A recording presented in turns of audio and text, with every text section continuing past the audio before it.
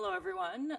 Before we get started, I just found out about this password thing, and so I'm probably going to forget to announce the passwords. So at 10 and at 10:30, if I have not given you like the Illuminati code, then can you please start waving your arms, and then I'll announce what they are. But I can't tell you right now.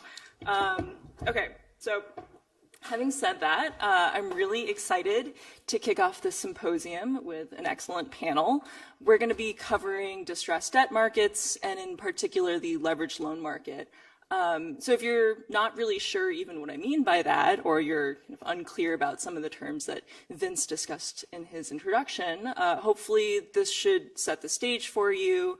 The purpose of this first panel is to be pretty introductory and descriptive and lay the groundwork for the rest of the symposium. But if you're a law firm partner and there are a few of you out there, then hopefully there's something here for you as well. All right, so the roadmap for this panel is that we're first going to talk about the finance side of distressed debt markets and loan markets. We're going to move on to some of the ways that they've evolved over the past 10 to 20 years, and then we're going to explore whether those pose any problems, either for investors in the secondary market or for the economy overall. And then we're going to end with a discussion amongst all of us about potential fixes to the extent that we think that there are problems.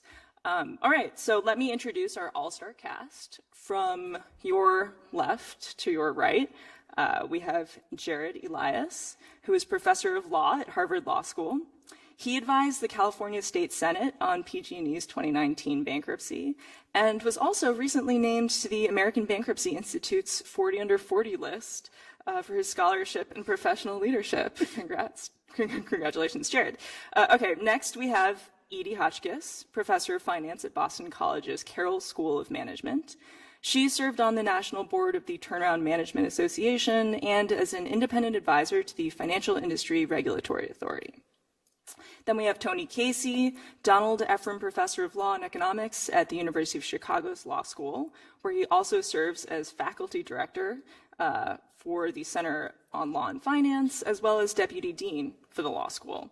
And he was also formerly a partner at Kirkland & Ellis. And then we have Ed Morrison, Charles Evans Gerber, professor of law at Columbia Law School. He's editor of the Journal of Legal Studies and is also a research associate with the National Bureau of Economic Research. And then last but not least, we have Penn's own David Skeel, Samuel Arsht Professor of Corporate Law. He's the author of numerous books on topics ranging from bankruptcy to the role of religion in modern society. And he's also currently the chairman of the Financial Oversight and Management Board for Puerto Rico. So welcome to our panelists, and thank you for being here.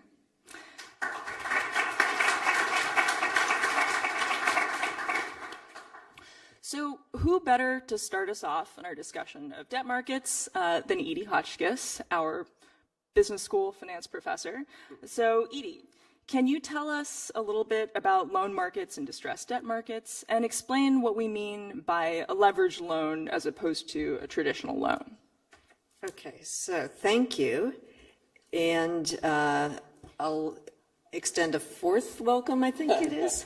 And also to say that sitting here with this panel is, I just say, wow, this is the cream of the crop in terms of the critical thinking in these areas. So this is really an honor.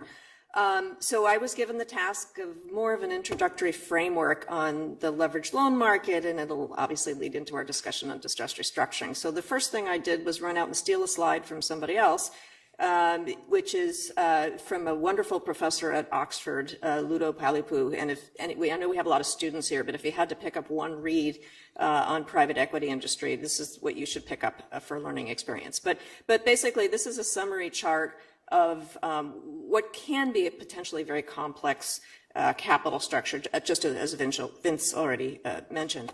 So I think it helps to give some perspective to us in terms of where loans in general, and we'll see leveraged lending fits within the structure. And this picture, it's depicting everything that could possibly show up within a capital structure. Obviously, for many firms, it's not quite as complex, but this is kind of at the top of the complexity of things. Even in these complex structures, we still typically see 30, 40% even of equity at the bottom, although companies have gotten more and more creative in terms of how they define the value of that equity. Above that, you typically have unsecured debt, bonds, loans, and so on. But as you can start to see, as we move up in the capital structure, even within these bigger blocks, such as bonds, there's many sub-blocks of different characteristics depending on their priority within the capital structure. But as you go down this triangle, obviously increasing levels of risk. And the loans, of course, sit at the very top, with some important distinctions that the loans, as you all know, being lawyers, they're not securities, unlike bonds. They often have complicated contracts. You always think about the devil is in the details and trying to understand the provisions in some of these credit agreements and so on. So we're going to focus today on this top piece, which is the loans in general. But again, even within loans, there's different layers that can be showing up, and we're going to talk about the differences in provisions of revolvers versus term loans, first lien versus second lien. Lots of jargon starts to pop in here, but they're all just different contractual terms within this broader category that we think of as loans. So my takeaway from this picture would be that even though the loans are sitting at the top of the capital structure, well, first of all, often they're all of the debt in the capital structure. You don't always have that bond piece.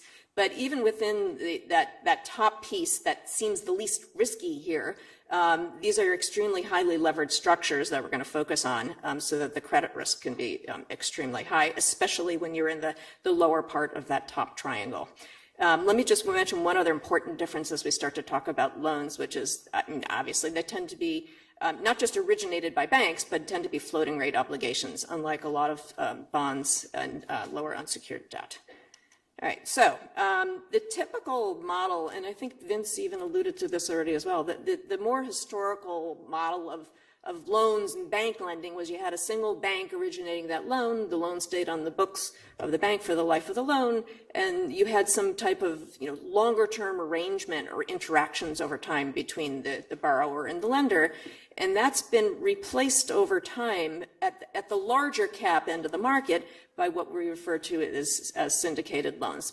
So in a syndicated loan, instead of a single bank, you still have a bank which acts as the lead arranger, but you have multiple entities that are each taking a participation in that loan. So you can see it from this picture here that we've got, in addition to the lead arranger, multiple potential banks, CLOs, hedge funds, mutual funds, and so on. So the dynamics of both originating these loans and what happens potentially when these loans need to be restructured can be quite different than that hold to originate historical model. I'll say also that this is applying generally to the middle market and above types of companies. We still have the more traditional relationship lending, which is extremely important to understand for the vast majority of companies in the US, which are obviously smaller. All right, so given that structure, a lot of the slices of these syndicated loans don't have to be held by banks. And this is an increasing trend over time, starting in the early 90s, where a very large proportion, you can see it with the green line here, a very large proportion of these loans are being held by non-banks. And the other interesting aspect of this, as companies start to decline in their performance, they can be actively traded by these holders as well. So when you get closer and closer to distress, more of the loans are being held by various distressed debt investors as opposed to the original holders of the loans. So a very active market that really picks up in its volume once things start to get closer to distress.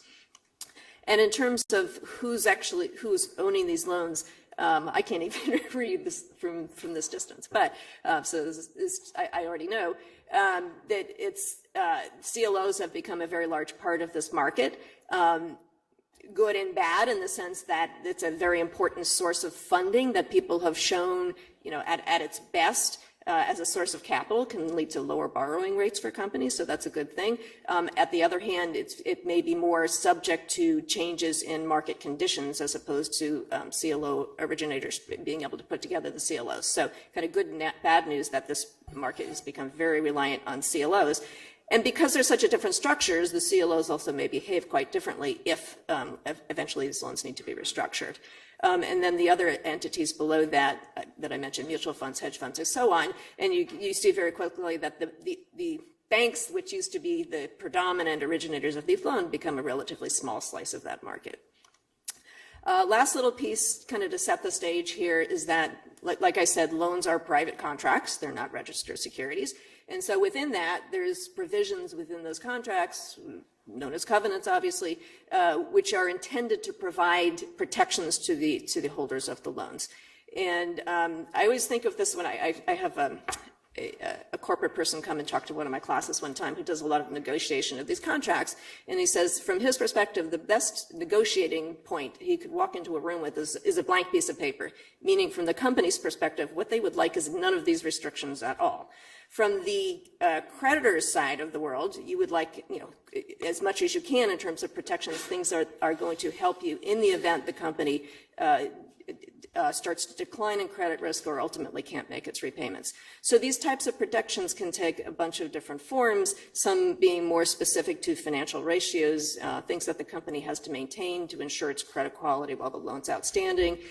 Importantly, and this is going to feed into a lot of our discussion today, restrictions on things that you don't want the company to be doing, such as paying out dividends, moving around collateral, et cetera, things that could potentially be harmful to the creditors going forward.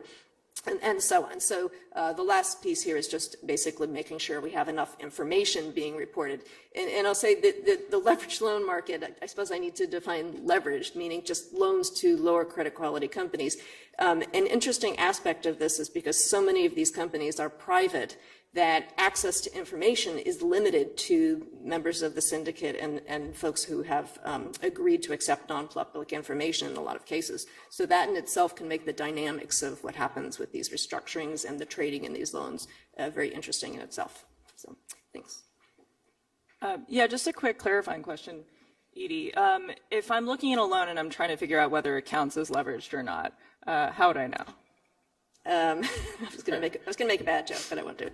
You know it when you see it, right? The typical definitions are one of two things. One is that it's either a loan to a non-investment grade company, right? But not all companies are rated. If it's not rated, generally people will look at the spread. So bonds above a certain yield, historically it's been something like, I don't even go there because it changes over time. But if the yield is high enough, then it's generally considered a leveraged loan. All right, so turning now to Ed, can you explain how the leveraged loan market has changed in the past 10 to 20 years? I'll try. But here's where I can pivot, as Vince suggested, from debt to equity. Vince suggested when he launched the Symposium that the past few decades have seen radical changes in debt markets and in equity. And I'm going to pivot during these slides from debt to equity and try to show you some things that have changed. So Edie was talking to us about leveraged loans, and this is the stock of those things that are out there. I got high yield bonds as well. She mentioned those, and the leveraged loans, most of which are secured debt to troubled companies. And you can see that the stock of it is we're about 3 trillion of it outstanding.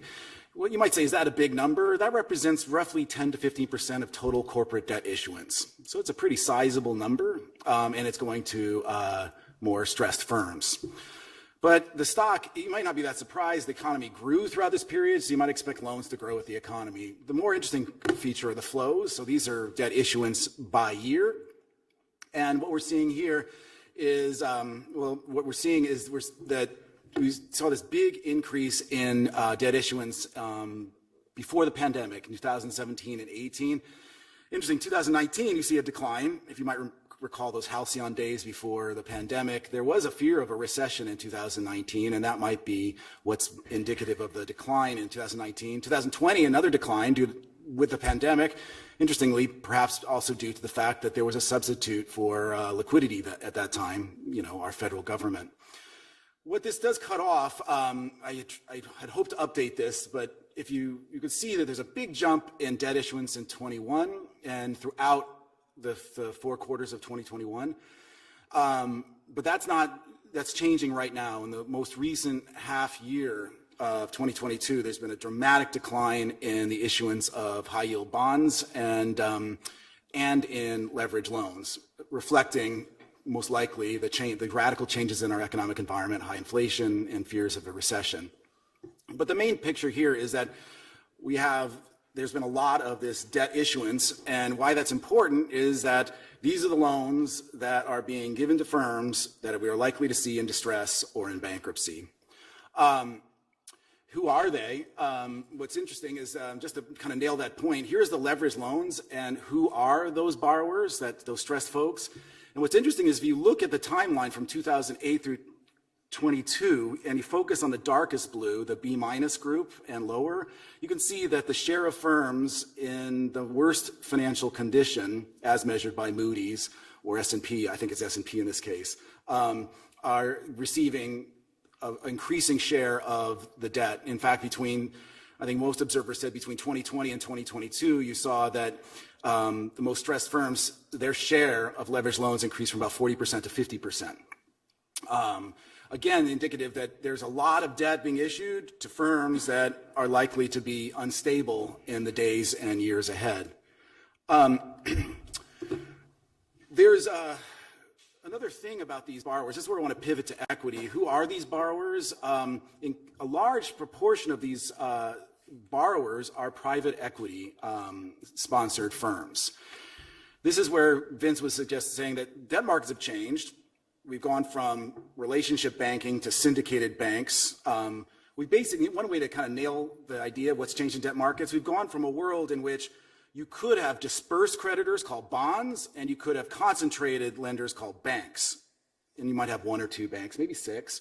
Now we live in a world where you have dispersed creditors called bondholders and dispersed creditors called syndicated debt. So there's a lot of dispersion out there, making it harder to reach agreements on, say, a restructuring and potentially complicating any bankruptcy proceeding as well. On the equity side, one of the major things we've seen is the rise of private equity as these sponsored firms taking up a substantial share of the leveraged loan market. Here, it's the focus on the blue stuff. So this thing, all institutional loans, and saying who's it going to? PE-backed is obviously private equity-backed firms. That's light blue. The dark blue is LBOs, which are predominantly leveraged buyouts conducted by private equity-sponsored firms. So you can think of that you might say, roughly, if you say about a third of all leveraged loans are going to private equity firms. Okay, so you think about it, there's a lot of debt going to distressed firms, and a third of that is going to firms with private equity sponsors. So that's kind of helps us understand why private equity is going to loom large in the conversation today.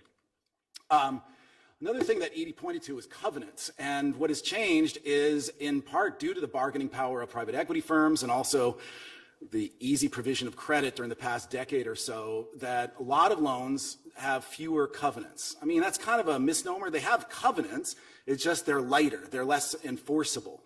In old days, or if you've got a covenant heavy, see the pink stuff, that covenant heavy, you might have what's called a set of maintenance covenants where the creditor will sort of take your temperature every month and ask, what is your debt to EBITDA ratio? And, it's a kind of a continuous time measure of what's your financial health, and you could trigger distress based on where the thermometer is. The dark blue stuff, covenant light, are basically canaries in a coal mine. They're the proxies for distress, and you have to trigger it. There might be some, you submitted a report late to the SEC. There might be some things that trigger a fear of distress, and then or a mispayment that will trigger a default. The main feature of covenant-light loans is they're a looser leash on the firm and allow the firm to get farther and deeper into distress before creditors can exert some control. That's showing here how dramatically covenant-light loans have grown. You can see basically they used to be in 2010. If you look before 2010, you'd see them too. So this is kind of a misleading chart. But during the past decade, a huge increase in covenant-light lending. And this is a little small, I guess it's big for you, this is Moody's, and it's only to 2018, but I like this chart because what it's showing is the percent in blue, the percentage of loans that are covenant light. And so you can see by 2018, 70 to 80% of debt issuance is covenant light. And the red dots are Moody's indicator of, do your covenants suck? And the high, you go up, you're more sucky. So what we can see is that what's nice about the red dots is it's more nuanced. It's not just saying do you have heavy or not covenants? It's saying just as a, as a measure, does a credit rating agency see that overall, do you have a really weak covenants? And that's grown a lot. So what it means is that distressed firms are taking on debt. Remember, that's the first picture. A lot of leveraged loans are going to B- firms.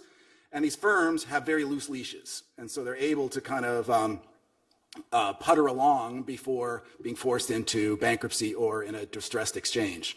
And that's what I want to talk about. The last bit, and I'm sure I'm overstaying my welcome, is that another radical change, and it's kind of the confluence of the change in debt markets and the change in equity markets, is that the way distress is resolved has changed a lot in the last 10 years. This is a picture of what's called the distressed exchanges, and it's indicating the percent of all corporate defaults that are resolved through distressed exchanges. And you say, well, what are the other ways? If a firm defaults, roughly you go into bankruptcy or you do an out-of-court restructuring. There's some other defaults that get cured for other technical reasons, but that's the way we can think about this. And so what this is saying is that some firms, they go into bankruptcy to resolve their distress. Some talk to their creditors and work it out. And that workout is often done through what's called a distressed exchange. We'll probably talk about more later in the panels about that. The important point is that look how much that blue line is curving upward after the year 2000, to the point that by about 2015, about half of all distress is resolved through out-of-court workouts, suggesting that out-of-court workouts are just as important as bankruptcy. And why is that? And I think the story has a lot to do with private equity. This is probably one of the most interesting things I've ever seen Moody's do. And what they did is they broke up the results of distress by who owns the firm. Large PE funds, you think in BlackRock, small PE funds, and non-PE sponsored firms. And that's the right three bar charts. And what you can see is that firms that are owned by private equity, they are much more likely to if they go conditional upon going to bankruptcy, they have pre-packs, fast, speedy processes. But if you're owned by a large private equity fund, look at that top dark blue line, it suggests that you're much more likely to go through a distressed exchange. So almost like you can look at the last two bars, small PE-owned firms and non-PEO firms, they look pretty similar with respect to the likelihood of an out-of-court restructuring. Out-of-court restructurings are much more likely if you have a BlackRock on the table. So this suggests, again, that there's some big changes that are happening due to both changes in debt markets, but I think a lot in changes in equity markets. That was great, and never overstaying your welcome, by the way. Before we turn to problems, Edie, I was wondering if you could tell us a little bit about where we stand today. I mean, in 2020, when the pandemic hit, a lot of us thought that we were going to sink into this deep recession and there would be this wave of bankruptcies, and that didn't happen. So where are we right now? Yeah, so I mean, I think a lot of people think we're on the cusp, perhaps, of an increase in activity. So thinking about it, you mentioned, we didn't see that big increase after with the onset of COVID. I've lived through 3 credit cycles in my life. So the first being in the early 2000s, we kind of missed that because people didn't see the downturn coming as clearly. Then after when the financial crisis started in 2007-8, people are expecting, again, massive amounts of defaults. We did see increases in default rates, but again, we kind of got it wrong then too. And the reason we got it wrong in the second case was because there was so much liquidity available in the markets for companies to be able to refinance and delever to some extent. So then that brings us to COVID, where again, we got it wrong. And we thought there was going to be a very large increase. And a lot of us were talking about adding staff to support bankruptcy judges and things like that. And we got it wrong again.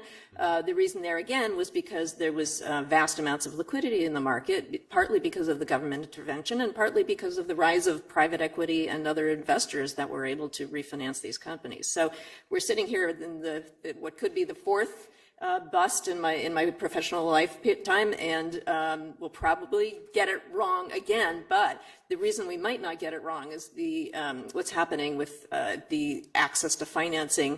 Not so much at the top end of the market. The buyouts and the larger PE funds are still sitting on lots of capital, but at the same time, the smaller firms, like Ed started to mention, that are much more entirely dependent on loan markets and have floating rate debt, Their cash flows are potentially decreasing. At the same time, their interest costs are going up and potentially facing, if not a recession, somewhat of a downturn.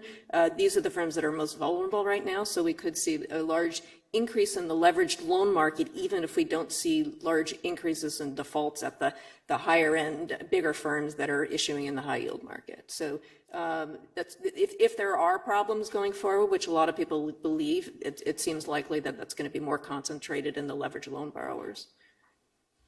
Great, so let's shift gears and start talking about those problems. I'd like to start with Jared. So could you give us kind of a broad picture of various different types of risks that investors face when they're investing in a leveraged loan? And in particular, I know that you're working on this paper with Elizabeth DeFontenay, who's moderating our next panel, in which you compare and contrast leveraged loan investments to equity investments and some of the downsides that investors face. And so, could you take us through some of those risks? All right, so thank you, Kate. So while the form of investments change over time and have historically, one thing has not changed, which is investors often get into fights with each other. A tried and true way to try to make money has always been to cut out your minority partner or to cut out your partner. And investors try to do that, whether they're equity investors or they're debt investors, or, in particular, the leveraged loan investors that we're talking about at this symposium. That is a sort of constant of investing. There's an old saying, which maybe not new to the lawyers, but perhaps new to some of the students, which is, if you want a friend on Wall Street, you should get a dog. And there's an element of truth to that, obviously. And so one thing that is very different, though, is that if you get into a fight with your co-investors and you are a shareholder, there's a big body of law that protects you, right? And that's fiduciary duty law. And you sort of transition into a court system that is designed to help you. If you are a debt investor and you get into a fight with your co-investors try to do bad things to you. Well, in that case, you're usually much less protected for the things that you didn't contract to protect against ex ante, right? And so Elizabeth DeFontenay and I are writing about this for a paper connected to this symposium, where we're exploring a transaction which, I think that those of you who are law students and those of you who are lawyers would have learned about in the corporations class, which is a squeeze-out transaction, right? So a squeeze-out transaction is one of those classic problems in corporate law. It's the subject of many law review articles, lots and lots and lots of discussion, and in part because it's a fairly easy example of what happens when majority investors get together to hurt the minority investor, and how the law tries to help protect minority investors and sort of encourage, as a policy matter, minority investment. So this is just an example that we talk about in our project of a recent Delaware squeeze-out transaction. And simplifying the facts, you have a company that's a gaming company. The controller sought to buy out the minority shareholders, and I'm sorry, the text may be a little bit small for those of you in the back. Controller owned 88%. They wanted to buy out the minority. Sort of a convoluted negotiating process with lots of threats, lots of issues. The minority ends up suing, saying that the price that we're being offered is unfair. And this is sort of a classic majority investor opportunistic transaction where you want to get rid of your minority partner. You can't just tell them, go walk the plank. You have to pay them something. So you pay them an amount, and upon receipt of that amount, the minority partner loses their continuing economic exposure to the business and any element of control rights that they might have had. And so you have this transaction, classic squeeze-out merger. Chancellor McCormick reviews the facts in the Delaware Chancery Court and says, wait a second, the process and substance here were not entirely fair. There was coercion, there was a rush to sale, there was other problematic behavior on the part of the controller, and she rules in favor of the minority and says that there are problems here. You have a complaint that can survive a motion to dismiss. And that legal ruling gave the minority bargaining power to then get another 20% above what had been offered to them originally. right? So a classic majority shareholder or majority investor, generalizing it, opportunistic transaction where the courts come in and rescue the minority from sort of the evil, menacing majority investor. Right. Now contrast this with the TPC Group decision, which recently was handed down by Judge Goldblatt, who is here. I don't see him. Oh, there he is. Hi, Judge Goldblatt. And a wonderful decision dealing with an extraordinarily interesting fact pattern. And this is an up-tiering transaction, which is something that Vince and Greg Nini have written about and others have talked a lot about. So an up-tiering transaction is a transaction where the firm's existing first lien lenders or a subset of those first lien lenders make a new loan to the company that then primes the firm's existing debt. So they make a loan that comes in as senior to all of the firm's existing debt. And so this is something that, 10 years ago I would have learned in bankruptcy class, what you could only do in bankruptcy, and now it turns out you can do it outside of bankruptcy by being contractually flexible and taking advantage of some of that covenant-light stuff that I had talked about and some of the weaknesses in the current generation of debt contracting. So up-tiering transactions are interesting for a couple of reasons, but one of them, which is less well discussed, or I guess it gets a little bit less attention, is that when you provide an up-tiering loan, so you have a firm that has $100 million in debt, and then the existing first lien lenders provide a new priming loan of, let's say, $50 million. It's well discussed that, sometimes they move some of their existing debt sort of senior to the prior debt. So the minority investors find themselves with a claim that is now junior to the people who used to have a equal claim to theirs. But it's also true that the majority investors, by becoming super senior, put themselves in a position to make a DIP loan in bankruptcy, and through that DIP loan, take control of the asset. So up-tiering transactions have elements of a squeeze-out. Actually, I would say that they're pretty similar transactions where the majority investor is severing the minority's sort of option to participate in governance to some extent, and then they're going to use the bankruptcy process to take control of the asset in the event things go wrong. So you're not just getting downside credit protection; you're getting the ability to take control of the asset in the event of a bankruptcy. Right, and so this example, and again, a wonderful decision from Judge Goldblatt, one of the first on these transactions, you have the majority bondholders, exactly 67% of a secured bond. They make, in effect, a $200 million or so priming loan that is senior to the existing secured bond debt. The priming loan then made the priming lenders the majority of the firm's existing secured bondholders who are now the priming lenders. It gave them the chance to make the DIP loan in Chapter 11 in the event that things went badly. They did. And then you end up in bankruptcy. And Judge Goldblatt wrote a wonderful decision dealing with the question of whether or not this was fair. And the word fair doesn't really appear in that decision.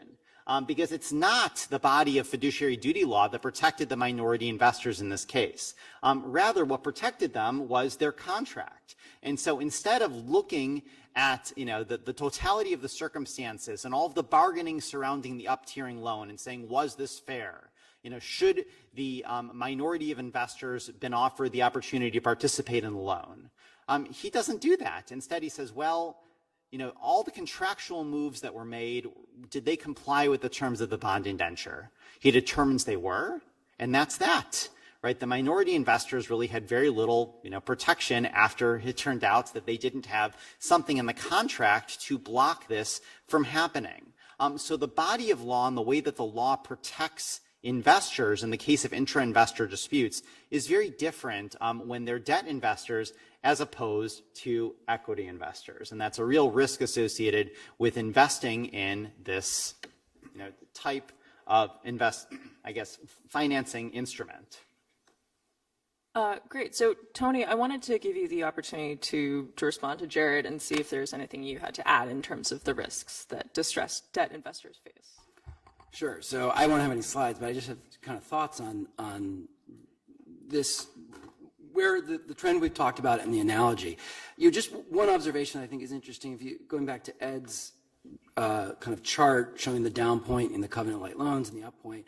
That down point in 2007, 8, and 9, that's when I became an academic. And I remember the debate when I started teaching in 2009, writing about bankruptcy was, oh, are covenant light loans dead? Is this over? We're never going to see them come back. And so it's interesting to think about like what we predict and where we are. We're like, oh, like, they're over. It's never going to happen again. The other interesting thing was at the time, this had been percolating for about 10 years before, the predominant theme was, oh, there's creditor control, creditor governance, bank control. And so when I think about some of the stuff that Vince talked about, Vince and I kind of email back and forth ideas a lot, and Vince is a great kind of law review title person. He comes up with great law review titles. But when he's talking about his new paper, Sponsor Control, I was like, oh, you should have, like, I think I have a title for it. It's Equity Strikes Back, right? Like, for years we had, oh, banks are in control, banks are in control. We solved it, right? So we don't have to worry about fire sales anymore. We've had, we had this dispersion of equity and this concentration in debt, and now we flipped it, right? So now we have concentrated equity, dispersed debt. We don't have to worry about that problem anymore. We've got a different problem. So that's to me, it's just interesting to look at these trends. And I think all of bankruptcy law over the last 50 years is like this pendulum of, oh, like we solved this problem, we solved that problem. And the truth is there's always this hold-up problem on both sides, and you solve one hold-up problem and you open up for another one. So to kind of think about the risks, when we were planning for this, one of the ways Kate framed the question was like, what's the risk profile of debt and equity? So I would still say, thinking about fiduciary duty law, the last thing I would want to be in one of these disputes when a company's going bad is a minority equity holder. Like, I just think that's the worst spot. Like, so let's not think, oh, fiduciary duties are great. The law in Delaware protects minority equity holders, but it's not as rosy as that, right? Minority equity holders are they're in the bottom position of control, and their best remedy is to bring one of these lawsuits like the first one talked about. So I wouldn't want to be there. And I still think the risk of the debt holders versus equity in these kind of transactions is you still have your priority, and now you enter this negotiation where people are going to start trying to coerce you. And so when equity struck back, what they're doing is they're saying, all right, we're going to pit creditors against creditors and try to buy out little groups and try to get them to give us control by buying out the bare majority. So the one way I would think about it is less the solution being fiduciary duty law, but more like vote buying law. And I was teaching the corporations class this week, and I was teaching an old vote buying case, Hewlett-Packard from 2002. And there's this line in it where the court says, vote buying is per se illegal if it disenfranchises or defrauds creditors. I say to the students, that's not per se illegal. That's a standard. That's not per se. You can ignore that word. But let's think about what that means. Vote buying's bad when it's intended to defraud or disenfranchise shareholders.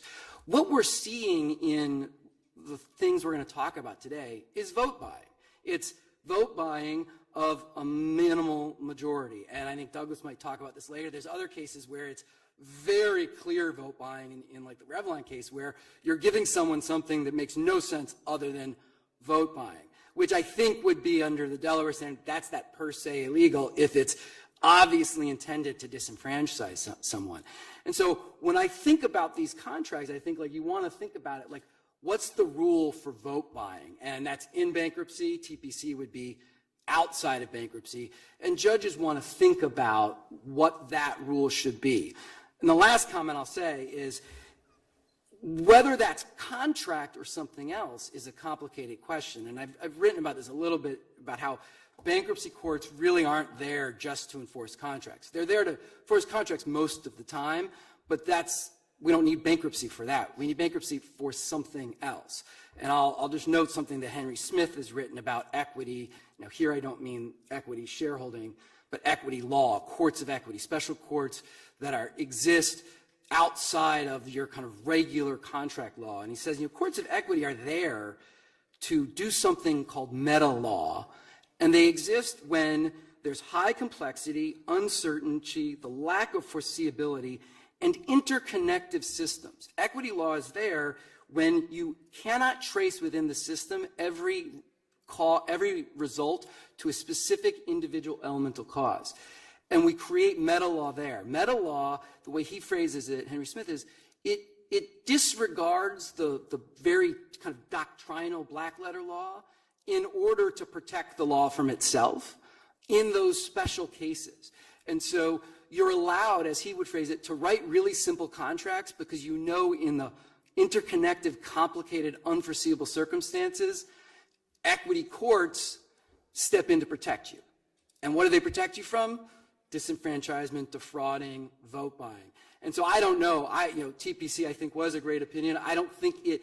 I think it's close to the line. I don't know that it falls over the line of truly disenfranchising, but other cases do, and that's when the court should say we're a court of meta law. I don't want to use equity because people kind of malign that phrase, but Henry Smith's we're a court of meta law. We're not going to enforce the contract when it's pure vote buying, when it's pure disenfranchisement. That's the way I think courts should think about this problem going forward. And the truth is, it's true if it's creditors doing it, it's true if it's equity doing it, and that's just which party is getting the payout, which party's using their holdout. Someone's going to be trying to. Courts need to get in place to protect against that. A question for both of you, Tony and Jared. We've kind of alluded to this idea that this is somewhat new, but as Ed was showing, I mean, a lot of these trends seemed pretty continuous over the course of the past 10 to 20 years, and yet it seems like there was something just a few years ago that might have changed. So, I mean, A, is that characterization correct? And, why was this sort of discontinuity in the risks? And what could have been driving that trend? Yeah, I'll just, one bigger comment. I think, the who is the person running the show is the new part. But, if you want to look to vote buying and different classes of creditors, kind of negotiating around other classes, that's 150 years old, right? So that's not particularly new. I do think there is this, Ed talked about this concentration or the dispersion in lending and the concentration in private equity, which is likely to explain what we see here. What the discontinuity is, I don't have a strong, what's the moment in time that caused the change? Yeah, I'm not sure that I have a good theory about what the moment in time that caused the change would be, other than there have been a number of trends that have just continued to go on, and that also just have become more visible to us that an underlying change did happen. One of the things that I've learned the longer that I do this for a living is that old paradigms die hard. And there's still ways in which the theories that we teach with and that we write with are struggling to come to terms with, a world of dispersed creditors. I think that's still something that isn't well assimilated by the academic literature. It's not fully accounted for in the way that we teach corporate finance or corporations or even bankruptcy. And these are things that I think, we're noticing more, but they've been there all along. I think a big thing, and again, just speculating, is that you had a series of moves that, very aggressive companies and private equity sponsors made, some of which, Sujit has written about, and they worked. And so that inspired people to continue emulating and innovating on those tactics. One of the things that we know is that we have a wonderfully innovative and capable bankruptcy and debt bar in this country that comes up with new ideas and new ways of doing things that then change the relationships that investors have with one another. And you had a series of norms that was sort of, people drove trucks through, and the world just sort of moves on from there. So I would say that without really having a strong sense of that moment in time, those are just trends in the marketplace that have been important. Great. So last but not least, for at least this section, David, it's been 20 years since your book, Debt's Dominion, A History of Bankruptcy Law in America, came out. So you have this great perspective on everything that's going on. To what extent are the tensions in today's loan markets new, and are risks greater than they were in the past? So I agree with what a number of people have said already about the tensions not being new, that this, we've heard different analogies going back, vote buying and frictions between majority and minority. The one I would add to that is the Trust Indenture Act of 1939, and the fact that the Trust Indenture Act outlawed voting provisions in bonds. So you can't have bonds with a restructuring mechanism built in. And the reason for that was that the New Deal reformers wanted to force everything into bankruptcy. They thought bankruptcy was where transparency was. They thought judges could police problems, and if stuff happened outside of bankruptcy, bad things resulted. So they made out-of-court restructurings essentially illegal, which had the effect of forcing these creative bankruptcy professionals, who are not unique to our era, to come up with ways to restructure out of bankruptcy when restructuring outside of bankruptcy made sense. And what they ended up doing was using coercive bond exchanges. And so I think professionals and judges became used to the idea that coercing a little bit, treating some people a little bit better than others is okay, you know, that if it serves a bigger purpose. So from that perspective, I think none of this is new. I think it's as old as modern finance. In one respect, I think it is new, and we brushed around it, but we haven't talked about it yet, and that is that most of this debt is secured now. And I think Vince made the argument that it doesn't really make a difference whether it's secured or not. I disagree a little bit with that. I think it does make a difference that leveraged loans are secured. That's the other component of leveraged loans, which the effect of that is you have these struggling companies that do have access to finance, so leveraged loans are great from that perspective, but they're also secured up. And so if they hit a bump, there's really nowhere to go. 30 years ago, if you hit a bump, you could issue more secured debt and give yourself some more time. So I think there is a difference from that perspective, and that's part of what's driving all of this. On the sort of what is the bigger picture, actually I'll take one step back before I get to the bigger picture on that end, and that is one of the things that's kind of interesting to me, and in keeping with at least one of the themes of this this conference, is that in the early years of leveraged loans, women disproportionately played a role or appeared to have. And so when you go back to Edie's slide where you have these leveraged loans being held by banks, I think there was a different group of people who were involved in those leveraged loans than there are now. And I just throw that out there without any deep thoughts about what the implications of that are, although I could speculate a little bit. As far as is this a systemic crisis, or is this going to be a systemic crisis? I don't think so. I agree with what Edie I think Edie said, but others have said. CLOs are not runnable, in the way banks are. Banks are much, much better capitalized than they were before 2008 in particular. There hasn't been a huge drop in revenues recently, at least yet. There are no looming downgrades that are kind of across the board. There's no liquidity crunch right now. And my understanding, Edie could correct me if I'm wrong, is that CLOs tend to be marked to book rather than marked to market, which also I think slows down. There are downsides to being marked to book, but one of the upsides is a temporary crisis doesn't necessarily destroy everything. We may be talking a little bit more about fixes, but I'll put myself, I think, in Tony's camp on the good faith issue, and I will say to Judge Goldblatt, I think you're right, not only on the law as it currently exists, but normatively as well. I personally think there still is a difference between debt and equity. I think Oliver Williamson was right about that, personally.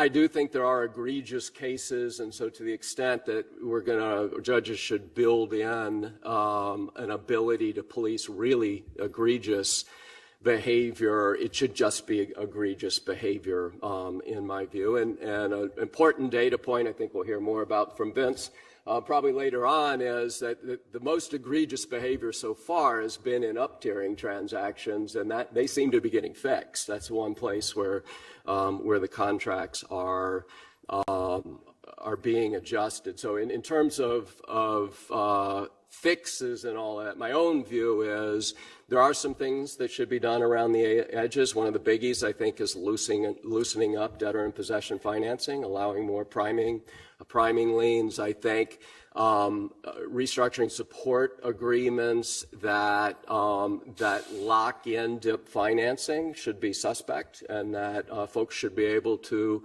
offer alternative financing without giving up their right to participate in an RSA. I mean, we can talk about the details if folks want, but the bottom line for me is I think incremental fixes are probably the way to go. This is not an existential crisis for the market.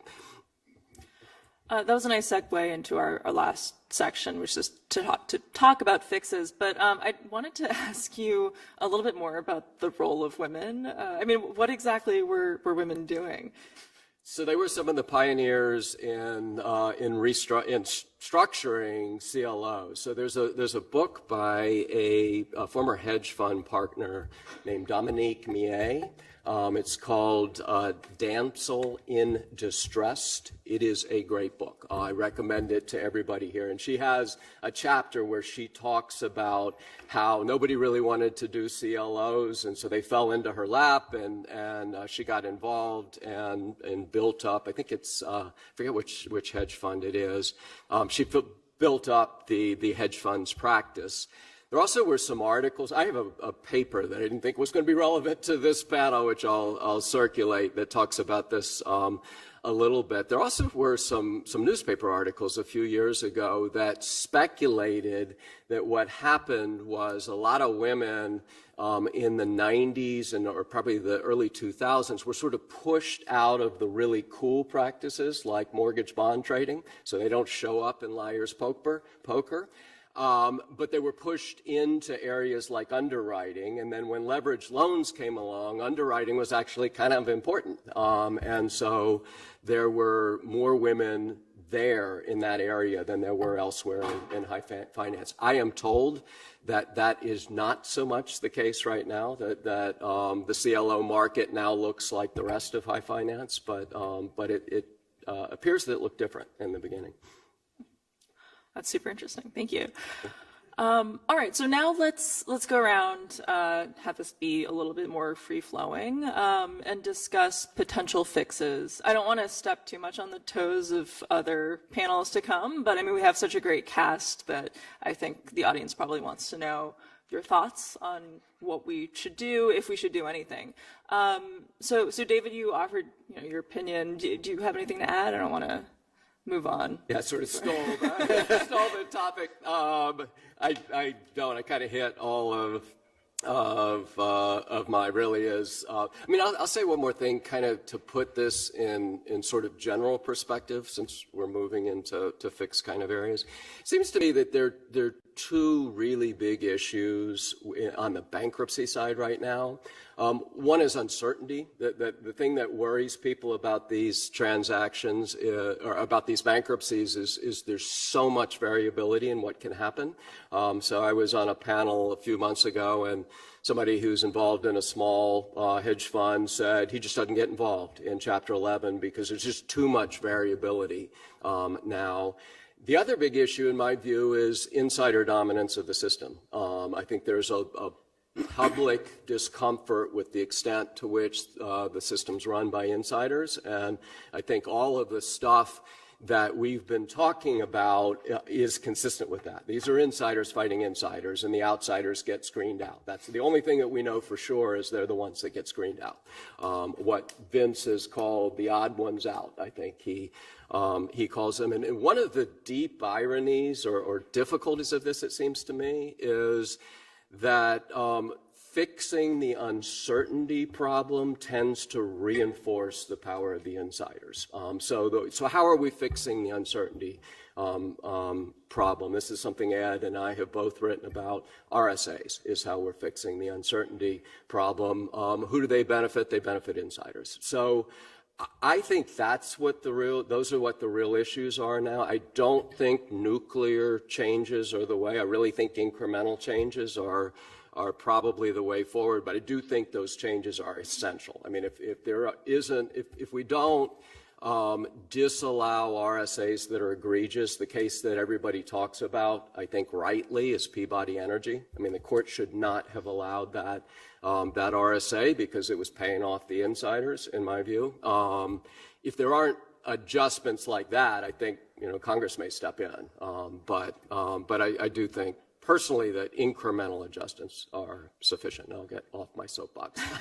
Well, no, that was going to be one of my follow-up questions to you, which is, who's responsible for this incremental change? And so you think kind of the courts are the first level, and then like Congress is the backstop. That is kind of my intuition, is that I really just think a couple of well-timed, you can't do this in egregious. I mean, Peabody Energy was the perfect opportunity to say, we see why RSAs are good. They perform or they provide an important service in a lot of cases, but you can't. There's a point you can't go beyond. I think that sort of thing is more the way to go, and courts allowing priming liens, courts disentangling DIP agreements and RSAs. There's nothing that prevents bankruptcy courts from doing that. So I think courts would be the best first line of defense, personally.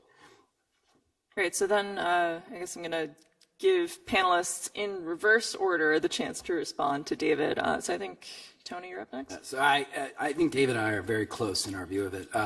I think incremental changes are the way to solve it.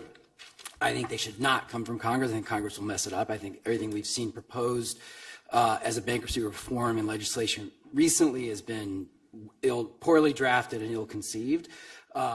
In the U.S., like my view of bankruptcy, when I talk about meta law, it really is focusing on the judges to get involved in the, as David put it, very egregious cases. And the analogy I was making to Delaware vote buying law, one thing Delaware says is, if management's the one using corporate money to buy the vote, we should look extra closely.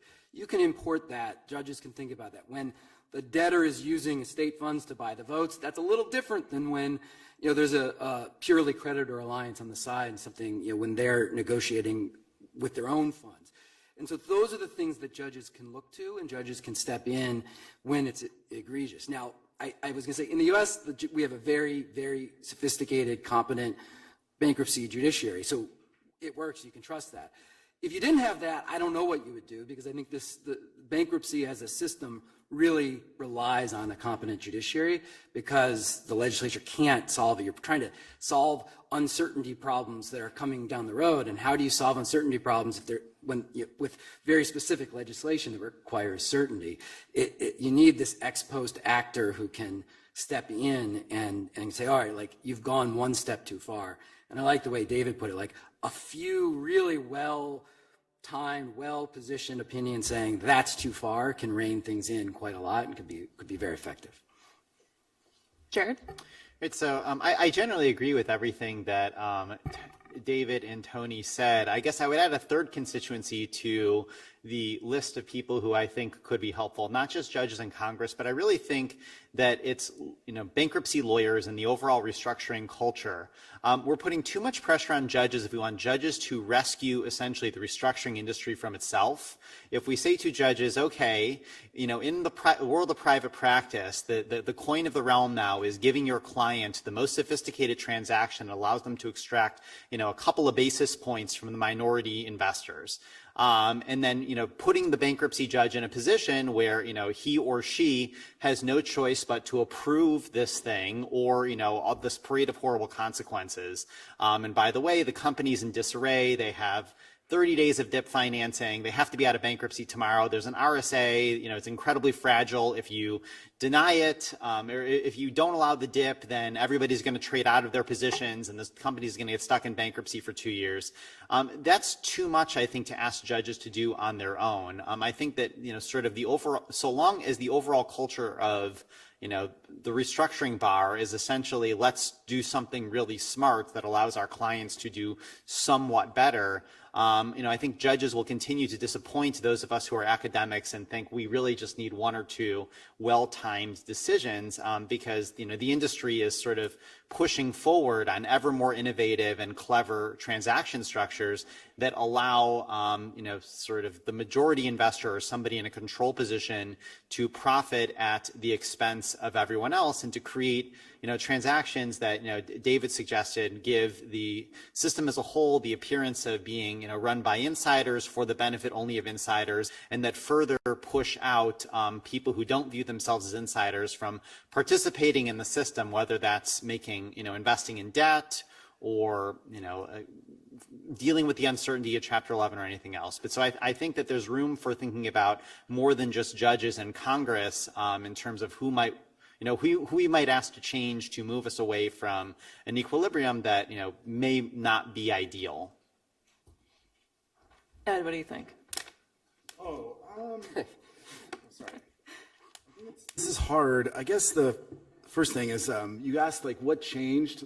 So let me just talk about something else before I get to that question. You asked what changed that might have changed. What in the environment may have changed in the last 3 to 5 years that might have affected the dynamics in restructuring and in bankruptcy.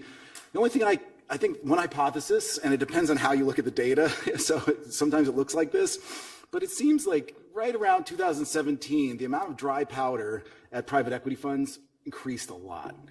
So, there's a lot of cash on hand at private equity funds that they were ready to deploy. And so if they're looking for ways to use it, distressed so it might be just a supply of liquidity to private equity funds may explain the more active engagement of private equity funds in the leveraged loan market in bankruptcy.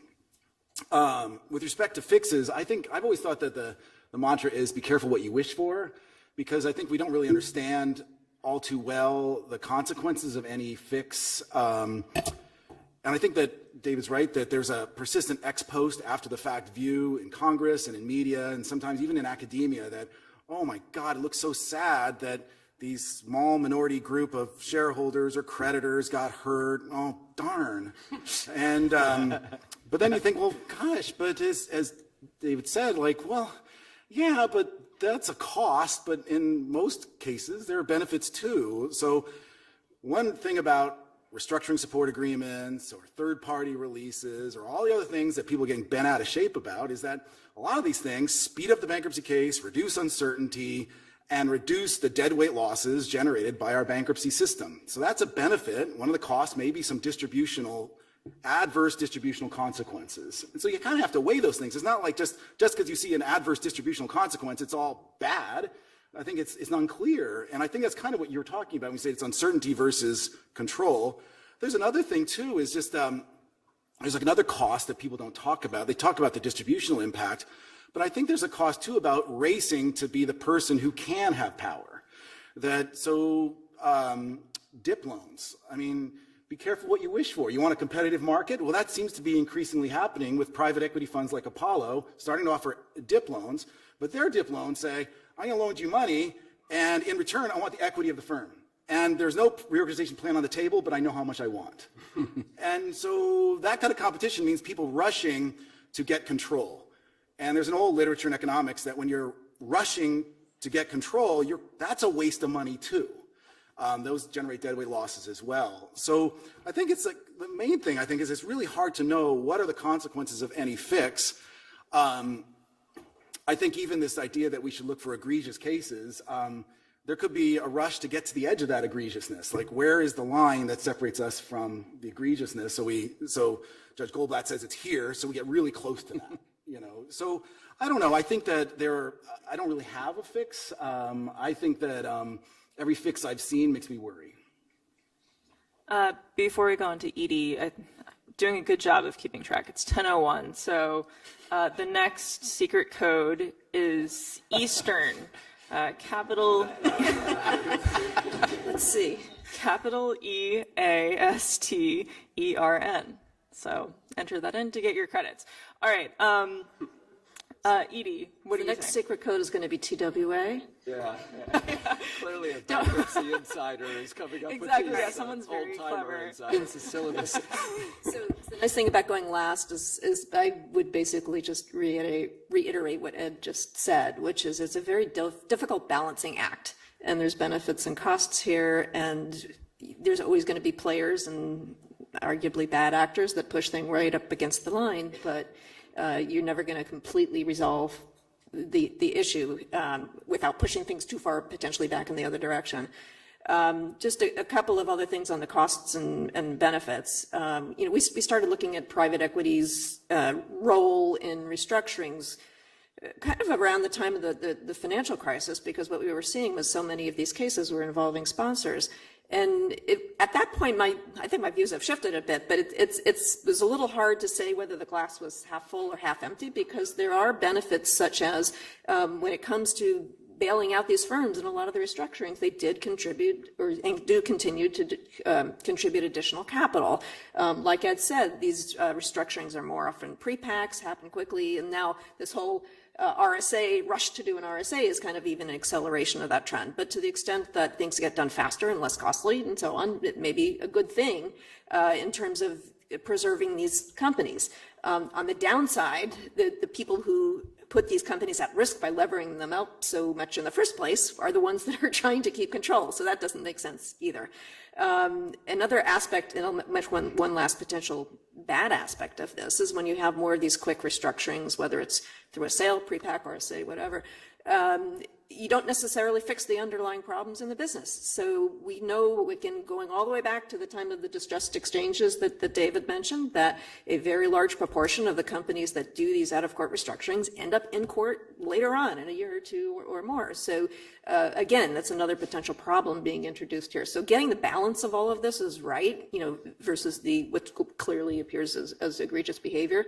And just one last little piece, another hoped for fix, and Vince has been writing a lot about this, is that the contracts would adjust. So the question is, why in some cases haven't the contracts adjusted to, J. Crew and so on? And I think that ties back again to what Ed just mentioned, was the availability of capital in these markets and the number of money chasing this investment opportunity. Now, maybe that'll start to shift as our interest rate environment has changed a bit. There won't be quite as much of a rush for yield, and kind of negotiating power might shift a little bit because of that. But it's been, at least up to now, a little puzzling, or maybe the answer partly to that puzzle of why these contracts haven't necessarily adjusted is because investors are willing to still do these contracts without those fixes, even if you propose the fixes. There's too much agreement and incremental change on this panel. I was hoping for there to be a little bit of disagreement. You're making my job hard.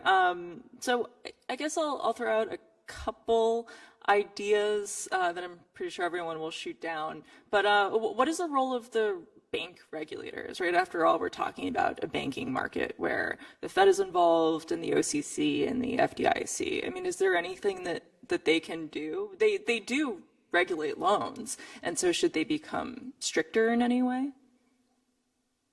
Again, this is unintended consequences, right? To the extent you increase the regulations there, you get more going on in the shadow banking business. And we've already seen such a tremendous increase in direct lending to these firms that, you may just be pushing the problem to a slightly different area. Any other thoughts? Yeah. Listen, go ahead, Jared, and then I'll go. I would say that, the primary regulator of the leveraged loan market is probably the bankruptcy system to some extent. And, I feel much more confident there than I would with, rulemaking coming from Washington. And I guess, in part because I'm not quite sure what our shared theory of the problem actually is, and what we all agree, the problem is. Like, I think David mentioned the fact that the world of lending has become less predictable than it used to be, where they're now like, oh, you find yourself one day you're the first lien lender, and all of a sudden you're the second lien lender, and you were sitting in the same chair. How did that happen? And so maybe that's not desirable, although there's an argument that maybe that is something that is desirable. But I think in the absence of a sort of consensus theory on what the problem is, asking Washington to fix something, I think, would be again, like unintended consequences, dangerous, who knows what would happen. But it sure doesn't feel like we'd end up in a new world that we'd be happier with. David, you were going to respond? No? Yeah, I didn't have anything useful to say. I've been thinking about this idea, and maybe this is a little bit more of kind of a left field potential fix, but to recharacterize not all loans certainly, but like a small subset of loans as securities, because right now they're not. And if courts treated certain high potential for coercion type loans as securities, and maybe there would be additional investor protections. What are thoughts on that? We know the cost of them would go up very quickly as soon as you treated them as securities. I mean, I'm sort of with Jared on this. Until we're sure there's a huge problem, I'm not too enthusiastic about intervening. I mean, to pull it back to bankruptcy, there's a huge amount of dissatisfaction with bankruptcy right now, and part of me thinks 10 years from now we'll realize there was some hugely different alternative we should have been thinking about all along, but now doesn't seem the time to think about it. So I'm count me skeptical on the securities point. But can you explain, like, and bonds are securities, Right. and bond distressed exchanges have for many years thought to be highly coercive, or at least that many of them are thought to be. So I just wonder if, like, I guess the hypothesis, here's the assumption, coercion is possible with respect to bond distressed exchanges, which are securities. So I guess how much protection do you actually get from being a security? I think that's a good response. Not much protection. I mean, in theory, right, you could say that, you could rely on blue sky laws, and maybe that'll kind of like ex ante change some of the terms, knowing that that recourse exists. But I think that your point is great, which is that it'll just make certain types of loans more bond-like, and in bond markets, there's a lot of coercion. And so what's it really going to do for them? But I'll just throw this out there. Who said coercion's bad? I mean, Taking it to a coercive different level. distressed exchange means you restructure the debt and you avoid bankruptcy. That's pretty good, because there's a lot of deadweight losses in bankruptcy. So I don't know, it's again, like, I'm not saying coercion's even bad in the first place necessarily, because coercion has a distributional impact, but it might have some cost savings that we all prefer. One thing that could happen with that actually moving to registration is just a change in the information environment, right, which would come with registered securities. So to the extent that there could be more disclosure and prices and trading, beyond the minimal amount we can take off the docket at this point, that could go a long way in understanding incentives and then helping inform judges about, what really becomes egregious intentions through some of these actions. And just to, follow up on Ed's point, I think, like, the problem is everything in this is coercion, right? Like, it is hold up. And an RSA is coercive, but it's a way to prevent later coercion. And the later coercion is someone says, I'm not going to vote for that plan unless I get X, Y, or Z. And to me, that's the whole problem in bankruptcy, is we're just trying to get the rules that reduce this hold up and this on both sides. And we just kind of try to minimize it and try to set a procedure up to get there. And, when we think about the SEC or someone else jumping in, I'm with all that, I'm really worried about that. Like, we've just got to come up with the rules with the system, for the system we have to deal with it. And this is the judges in place to try to get again, my earlier point about egregious cases. One thing I'll say, and I imagine this will get some disagreement, is when Jared talks about, like, TPC, and we should have the fiduciary right, the fiduciary law to kind of step in and stop that. The broader theory there is, okay, yeah, if we empower judges to do that, to something Ed said earlier, we should think about where we empower judges to stop holdout and coercion everywhere. And third-party releases are a really great way to do that. And so you might say TPC should have come out differently because Johnson & Johnson's exactly right, and because Hertz was exactly right when they decided to sell equity. And that's just judges saying, look, I see what's on the table. Let's raise some equity. Let's solve this problem. And if we empower judges to do that, we might say, let's let them do what they tried to do in all these other cases as well. So maybe Judge Goldblatt should have been more expansive like Judge Kaplan was, or something like that, right? Like, let the judges solve the problem. Right, a little disagreement. Yeah, so I'm on record with disagreeing with what Johnson & Johnson did and those other examples that Tony gave. And so I guess I would, I'm not sure actually, and Elizabeth and I are still thinking about this, but I think that our response to transactions like this is not necessarily that we need a return of fiduciary duty rules, but you could tweak contract law on the margins. For example, ambiguities in the contract could not always be read, in favor of the borrower and against the lender, just given the realities of how these agreements are drafted these days, which is different than they might have been drafted, 30 years ago in sort of the JP Morgan era of corporate restructuring. There really is, I think, a danger in asking judges, like I said, to try to solve too many problems for us.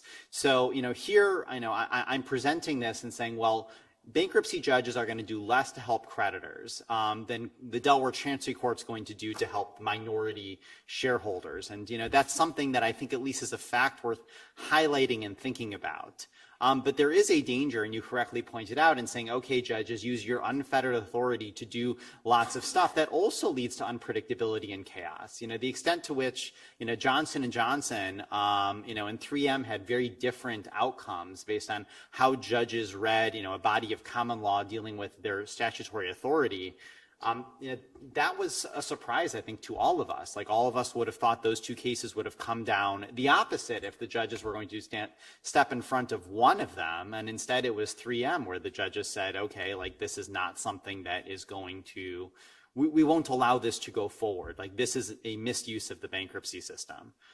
So I guess that's sort of a meandering response. But I think you raise a very good point, which is that judicial sort of, judges stepping in and smashing egregious cases doesn't necessarily lead to a more predictable system. And I agree with you that I'm a little bit nervous about saying that's something that you need to do. I do think that sophisticated actors are in a better position to weather the scourge of judicial uncertainty and to deal with sort of a more muscular judiciary than less sophisticated tort victims in cases like J&J. But it's an interesting framing of the problem. And I just jump in and defend the egregious case approach to all of this again. And the way I'll defend it is by saying, in corporate law, in lockups, that strategy has worked pretty well. So for a long time, it was very uncertain what you could do with lockups in a merger transaction. Case called QVC, famous Delaware case. The Delaware Supreme Court said you can't do this. You can't give up 20% of your stock under these circumstances. And an equilibrium was reached. So we now know that you can have a lockup, and it can be up to 3 or 4% of the deal value. Can't be above that. In some of the places that we're talking about, I don't think they lend themselves to quite that precise a rule of thumb, but it can work, it seems to me. And then I'll make another kind of completely different point about contract interpretation, and that is, it's interesting to me that courts have been a little bit creative in their contract interpretation in somewhat related areas. So Ken and Tony and I wrote an article a few years ago about intercreditor agreements, and there are some cases where courts construed those agreements pretty narrowly so that the seniors couldn't cut off juniors' ability to do things. In a sense, what we're talking about here, I think, is the opposite, is maybe interpreting the contracts a little more expansively in some cases to cut off misbehavior, all of which fits within the incremental approach, it seems to me. Any other responses before I move to Q&A? All right. So I think this is a good time to, have the audience come up and ask their questions. Dan has been raising his hand for a while. So if you have a question, please, and you're in this audience, unfortunately we can't take questions from the Zoom audience, but please move to one of the mics that are kind of in the aisles so that everyone can hear online as well. I think this really ties back into something that Ed mentioned, which is this dry powder in the distressed debt industry. And I don't think we have a comprehensive theory of bankruptcy that accounts for the fact that many actors in bankruptcy just want to find ways to invest some of their dry powder somehow. And a lot of the sort of competition and sort of taking away of things has to do with, can I be the one to provide the exit financing, or are you going to be the one to provide the exit financing? And how do we sort of work that out? And I think that's, like you pointed out, that's a great place for judges to step in and kind of democratize and push back against excessively insider-driven transactions. Any other thoughts? By the way, Bob, do you want to go? As you're walking, I think that the mic is on. As you're walking up, I want to reiterate that this is meant to be an introductory panel. We've gotten pretty complicated pretty quickly, and so for the students out there that would like to ask basic questions, please, don't be shy. So I just want to push back a little bit on something the panel is saying, and that's this protection for minority. A question: when do you become a minority? So when Jared and Elizabeth talk about corporate law, I view protections for minorities allows you to invest as a minority investor. And that's why we need robust protection for minority investors, because you want people to invest as minority in a corporation. In these debt cases, you're not a minority when you invest. You have as much chance of being in the majority down the road as you do the minority. You don't come in as a minority debt investor, right? Because these things trade, yada, yada. And so if we think about the importance of capital formation in the ex-ante contract, are we really all that worried about, quote, hurting the minority? Because these things will all price out. Apollo may be in a minority one day. It'll be a majority in the next case. Those all wash out. What we should worry about is, are we getting the right investment incentives of right ex-ante? Not whether, as I think Ed told out, distributional stuff, who cares ex post? As long as we're getting good investment incentives ex ante and getting good asset deployment decisions ex post. But Bob, the jockeying to be in the majority ex post is wasteful activity. Oh yeah, but look, but remember, writing better contracts is also expensive, right? The efficient contract is not a perfect contract, right? You have to say, okay, if you could write a fully contingent contract, right, that might be much more expensive in all the cases, especially the cases that never file for bankruptcy, right, than just jockeying ex post. Yeah, it's efficient, but it's wasteful, but it's also wasteful trying to have contracts that cover every possible contingency. You talk to these people who put these syndicated loans together, right, they'll always say, yeah, we know there are holes in there. We may not know where the holes are, but it's not worth running it down in every case. We'll figure it out in the back end. So there's no perfect system. It's a comparison, right? And that's why I agree with that. That's why I think the vote buying is a better analogy, because the vote buying cases are not about ex ante majority minorities, but they are about money spent after the fact to get control. Then the question is, it's balancing your 2 points, like which cost is higher. But in Delaware, they've said, listen, when the managers spend all this money to plainly disenfranchise parties, that's just a waste, right? So if we can avoid that, has nothing to do with the minority majority idea. It's just, are you wasting resources running for control? You could write a perfect contract or not. Like if the court can easily, this is why egregious cases make sense, right? Like those are egregious. We know that you don't need to write a perfect contract. We're just going to stop you from things that we absolutely know are problematic. Any other responses? Jared, you're kind of. I think I think Ed's point about how the jockeying to be in the majority ex post is wasteful, and that, I think you are correct that In the minority shareholder context, some of that ex-ante investing is, okay, this is going to be a controlled company and I want to have a stake in it, and like the majority is going to provide this concession to me, by operation of law, that I get the protection of fiduciary duty against bad things that they do. But there are situations where you find yourself, a minority shareholder, a controlled company, and you didn't know that it was a controlled company until later because, the shareholders change, and the legal protection is the same in both contexts. So I'm actually not sure that I agree with the sharp analogy between those two things. In terms of capital formation, it definitely does sort of undemocratize the debt markets to some extent, that you have to be aware, if you're an investor in the TPC group secured bonds, that you are at risk of 67% of your fellow travelers ganging up on you, as happened here. That certainly does chill investments. Does it really alter capital formation in some way we could measure? If you have just the same chance of ending up with 67% ex-ante to make the investment, But it's not going to show you, because it's not like these 67 were identified at the time. But I'm not sure that you do. I think there's some people who are in the club of investors who are going to get to be part of that, and those tend to be larger funds.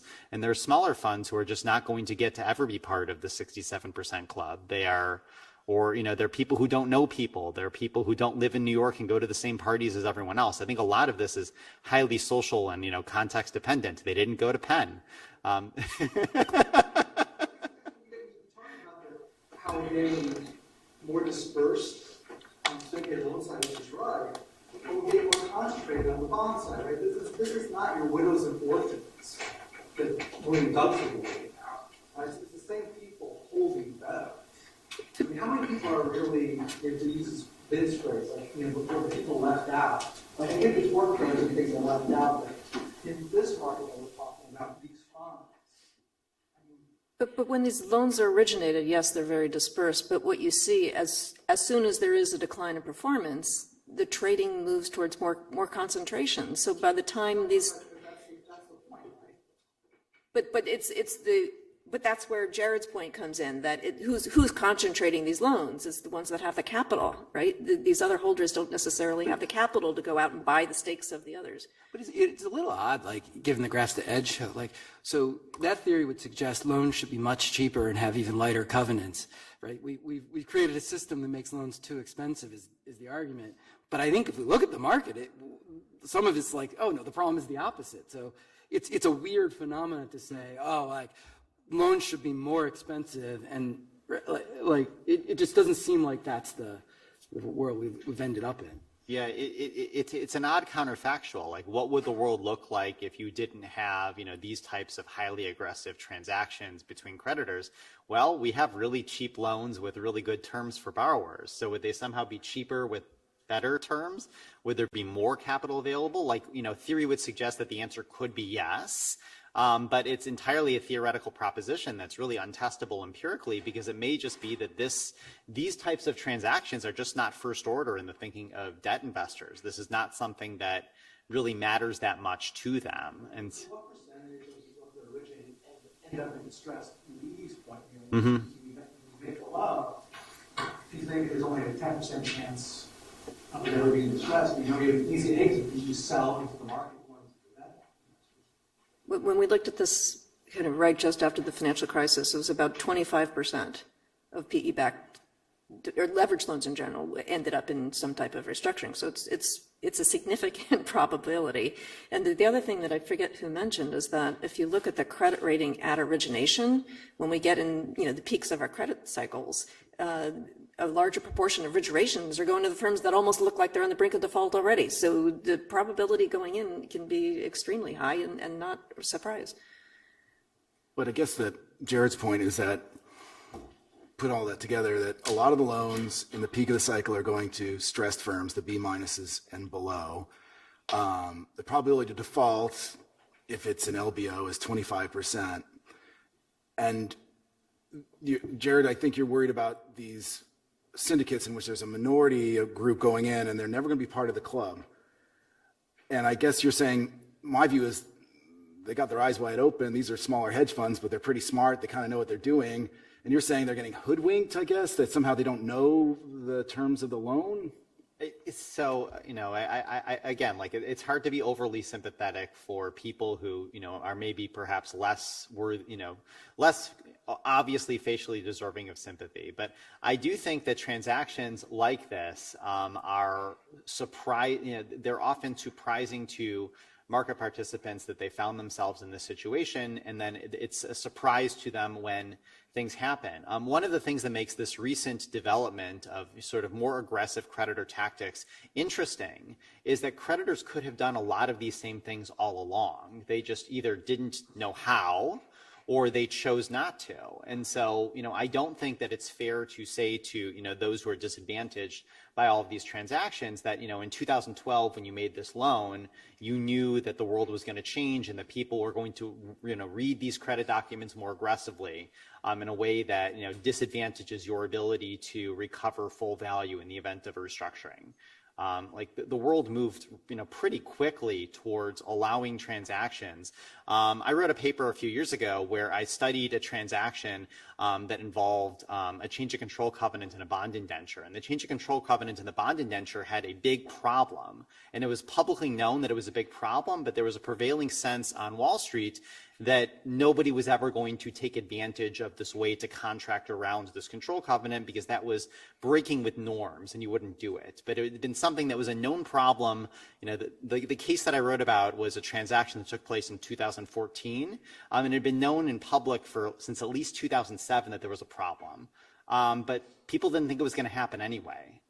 And then it did, and then people were very angry about it. That's not to say that the law should step in and rescue every, sophisticated investor from, poor decisions that they made ex ante.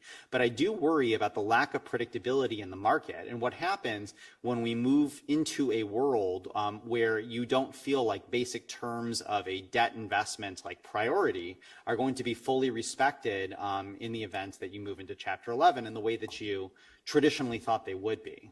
I guess what I'm thinking is that I think one final point is that one thing we might want to ask ourselves today is that are we in a period of just adjustment? Like people are discovering things, they will adjust, and if we're going to reach a new equilibrium where people understand the things that they didn't in the past, and that's going to happen naturally just by learning, maybe the need for some sort of intervention is a lot smaller than we might think. Sorry, we're running up against our time, but we have one last question, so I wanted to give you the chance. I know we're almost at time, so it should be quick. Professor Steele, you mentioned that uncertainty tends to reinforce the problem. Just wondering if you could expand on that, and if you mean also increasing transparency by reducing uncertainty, and just how exactly that could reinforce the problem. Thanks. So the particular problem I'm talking about is the one that we've been talking about, which is uncertainty and the unpredictability of outcomes, and to some extent it plays into the things Ed was talking about the costs of people fighting to be in the in-group rather than be in the out-group. And the point that I wanted to make was I think there is a perception of insider dominance in the industry, and I think it's come through kinds of cases we're talking about today. It's come through Purdue Pharma and the other mass tort cases, and the tension between victims who feel that they've lost their chance for a day in court when the case goes into bankruptcy, and these bankruptcy insiders who work out these deals that allow third parties like the Sacklers to get discharges as part of the bankruptcy. So there's this perception of insider control, and there's this pretty clear problem of uncertainty. And I tend to think it's a transition problem, as Ed was referring to. And the point that I wanted to make was there are some ways to reduce the uncertainty, and the main one in current Chapter 11 cases is restructuring support agreements. So these restructuring support agreements commit the signatories to the terms of a reorganization plan that is essentially spelled out in the agreement. It often pays people to sign up for that restructuring support agreement. And if you sign up for it, you're binding not only yourself, but anybody you might sell your claim to. So future claimants are also bound, which reduces the risk that a group of folks who's negotiating right now will change when people buy and sell claims and a deal will fall apart. So if you have one of these agreements, it really reduces the uncertainty. If you have enough people signing on, you're pretty sure that this deal is going to result in a restructuring, all of which is good often. But the problem is it's insiders who are negotiating this, and insiders who are at the table, not the smaller retail investors, not ordinary suppliers and folks like that. And so it produces a perception that the insiders are winning and everybody else is losing. I mean, just a little footnote on this in the Puerto Rico situation that I've been involved in. One little thing that we did was we created a $50 million fee or option for fee for retail investors, so that if you sign this agreement, they weren't part of the negotiations because they were the little guys, not the big guys. And so we created this little fund, this not little fund, so that they could share in the fees as well. And I think things like that can be done, but the reality is it's the insiders who are at the table, and so these partial solutions to the uncertainty problem kind of reinforce in my view, the dominance of insiders. Great, thank you, David. So I'm going to read off our last code in just a minute, but before that, I wanted to give a round of applause to our panelists.